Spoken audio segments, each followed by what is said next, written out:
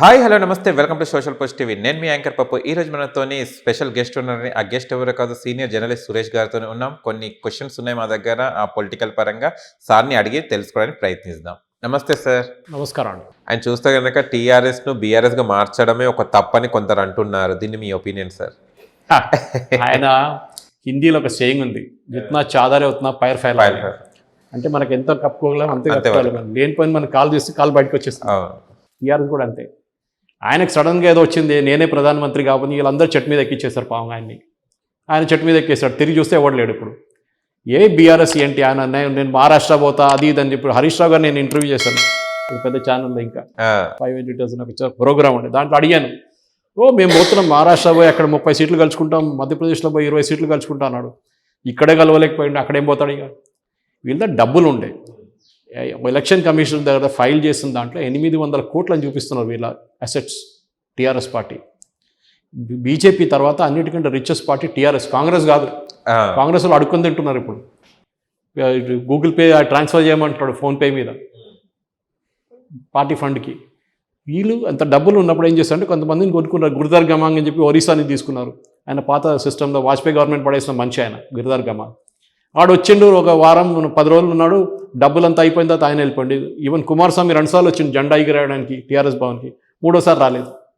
So ఇది ఎప్పుడు మనం ఎప్పుడుకైనా ఒక హంబుల్నెస్ ఉండాలి. అది కేసీఆర్కి ఏమైపోయింది, తల మీద ఎక్కేసింది. అది ప్రాబ్లం. అది మంది అదే ఓడి యూస్ చేస్తున్న అహంకారం వచ్చేసింది ఆయనకి. నేనే, నా తర్వాత నా రాజు, నేను మొత్తం ముఘల్ సామ్రాజ్యం ఉంది మా దగ్గర, నా కొడుకు నా కూతురు వీళ్ళందరూ అంతే, నన్ను ఎవడు కింద దింపలేడు. అది ఏ రోజు మీ తల మీద ఎక్కుతుందో అదే పడ్డది. కేసీఆర్కి అదే అయింది. ఈ బీఆర్ఎస్ అన్నో టీఆర్ఎస్ అన్నో ఢిల్లీలో ఆఫీస్ కట్టుకుంటా, ఢిల్లీలో అది చేస్తా ఇది చేస్తా అన్నట్టు పాప ఆయన ఉండే ఇల్లు ఇప్పుడు రేవంత్ రెడ్డి ఉంటున్నాడు ఢిల్లీలో, అది వచ్చేసింది. సో మీరు బీఆర్ఎస్ అనేది అది చాలా టాక్టికల్ మిస్టేక్ ఉండే.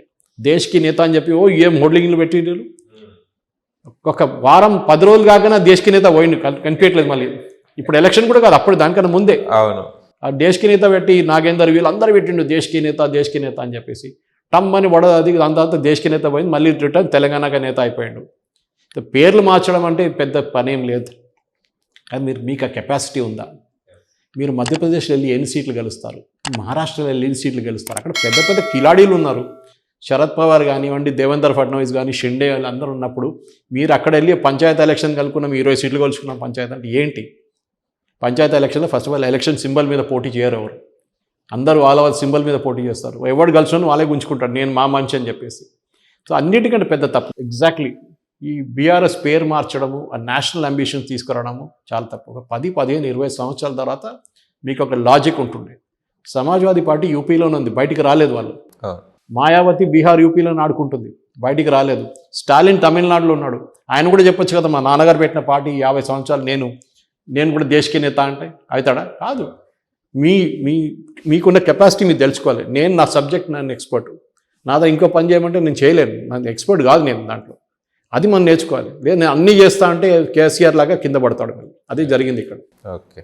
ఆయన చూస్తే కనుక జీవన్ రెడ్డి గారి పైన నోటీసులు అండ్ మల్లారెడ్డి గారి పైన కేసులు, ఈ పరిణామాలు. మల్లారెడ్డి అయితే కిలాడి, మా దగ్గర ఇంకో ఉన్నాడు మైనంపల్లి హనుమంతరావు మాల్వాళ్ళ, ఆయనతో మొత్తం శ్మశాన్ ఘాట్ కొట్టేసిండు. ఇదేంటి మీరు బిల్డింగ్లు అంటున్నారు, ఇది పొలాలు అంటున్నారు, ల్యాండ్ అంటున్నారు, అదైతే శ్మశాన్ ఘాటే కొట్టేసిండు. ఓకే, మొదలుగడనే పోయింది మా దగ్గర, రియల్ ఎస్టేట్ ప్రాజెక్ట్ అయిపోయింది అది. సో ఇంకా వస్తుంది చాలా మటుకు, చూడండి ఇంకా వస్తుంది. కానీ మైనంపల్లి ఇప్పుడు ఈ సైడ్ వచ్చేసిండు, కొంచెం లక్కీగా ఉన్నాడు. కానీ మల్లారెడ్డి మీద పడుతుంది.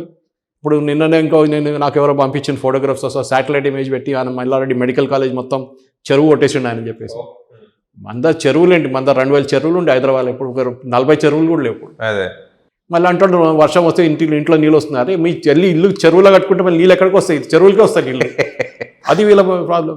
ఈ గిబ్జాలు హైకోర్టు కూడా సీరియస్ అయిపోయింది. నిన్న కూడా హైదరాబాద్ డిస్ట్రిక్ట్ కలెక్టర్ వెళ్ళి అపాలజైజ్ చేసాడు, మేము చేసిన తప్పు, ఫుల్ ట్యాంక్ లెవెల్ పెడతా అంటే. ఫుల్ ట్యాంక్ లెవెల్ పెడితే ముందు దుర్గం చెరువు, ఇప్పుడున్న మాదాపూర్ పోలీస్ స్టేషన్ దాకా ఉంటే దుర్గం చెరువు. ఇప్పుడు ఏమైంది, అక్కడ మొత్తం ప్రాజెక్టులు వచ్చేసినాయి. ఇప్పుడు ఆ రోడ్డు మీద ఏం చేస్తారు? ఇప్పుడు ఆ బిల్డింగ్లు కూలగొడతారా? చేయలేం కదా. ఈ కబ్జాలే అన్నిటికంటే పెద్ద ప్రాబ్లం హైదరాబాద్ సిటీలో. ఇక్కడున్న ఎమ్మెల్యేలు చేసే అన్నిటికంటే పెద్ద బిజినెస్ వాళ్ళకి కబ్జా బిజినెస్. అది దాంట్లో మన దగ్గర ఛాంపియన్స్ ఉన్నారు. మల్లారెడ్డి మీద నోటీస్ అంటే జీవన్ రెడ్డి మాల్ మీద కానివ్వండి, ఎలక్ట్రిసిటీ బిల్ కట్టలేదు అని చెప్పి అన్ని బయట పడతాయి ఒకటి తర్వాత ఒకటి. మీరు కూడా చూడండి, ఒక 2 నెలల లోపల హైదరాబాద్ సిటీలో ఉన్న ఎమ్మెల్యేలలో 10 మంది కాంగ్రెస్లో ఉంటారు. ఈజీగా. ఉంటారు. ఎందుకంటే వాళ్ళు హైదరాబాద్ సీట్లో ఒక్క సీటు కూడా గెలవలేదు. బీజేపీ గెలిచింది ఒకటే రాజాసింగ్ సీటు గోషామహల్. అది ఆయన ఇండిపెండెంట్గా పోటీ చేసినా ఆయన ఎవరు లేకున్నా కానీ గెలుస్తాడు రాజాసింగ్. మనకు తెలుసు కదా, ఆయన మొదలైంది ఇండిపెండెంట్గా మొదలైంది. ఆయన ఫస్ట్ వాళ్ళ కమ్యూనిటీ ఉన్నారు, రాజస్థానీ లోడ్ కమ్యూనిటీ ఉన్నారు, ధూల్పేట ఆ ఏరియా మొత్తం వాళ్ళదే రాజస్థానీ కమ్యూనిటీ. వాళ్ళు ఎట్లయినా ఆయన కోసం ఓటేస్తాడు. ఓవైసీ క్యాండిడేట్ పెట్టలేదండి రాజాసింగ్ వ్యతిరేకంగా. ఆలోచించాడు, అంత భయపడుతున్నాడు. నేను అడిగాను ఓవైసీ దగ్గర, ఒక మీడియా కాన్ఫరెన్స్లో అడిగాను నేను, మీరు ఎందుకు క్యాండిడేట్ పెట్టలేదంటే అంటున్నాడు, నేను పెడితే ఇంకా ఆడికి ఎక్కువ ఓట్లు వస్తాయి అంటారు. అది నిజమే, అది ఈజ్ వెరీ స్ట్రాటజిక్లీ కరెక్ట్ అది. సో మీరు అడిగిన ప్రశ్నకి చాలా మటుకు ఇక్కడున్న సిటీ ఎమ్మెల్యేస్ ఇప్పుడున్న పరిస్థితి ప్రకారం వీళ్ళు కొనుక్కుంటారు. కేసులు లేకుంటే వచ్చే కేసులు బనాయించడం ఎక్కువ టైం పట్టదండి. జగన్ని తీసి జైలు వేశారు వీళ్ళు, ఇంకేంటి ఇది, ఇక చాలా చేయొచ్చు, ఏం కావాలంటే చేయొచ్చు వీళ్ళు. సో అందరి దగ్గర ఉన్నాయి, ఇంగ్లీష్లో అంటారు స్కెలిటన్స్ ఉన్నాయి కబోర్డ్లో. అది ఒకటి తర్వాత ఒకటి బయట పడుతుంది. ఇప్పుడు కబ్జాలు కానివ్వండి, ఎలక్ట్రిసిటీ బిల్ కట్ట కానివ్వండి, చెరువులు కబ్జా చేస్తుందని. సో కేసులు పెడతారు, అది కావాలని రేవంత్ రెడ్డి పెడతాడు, మీరు మా వైపు వచ్చేస్తే బంద్ చేసేస్తామంటారు, అంతే.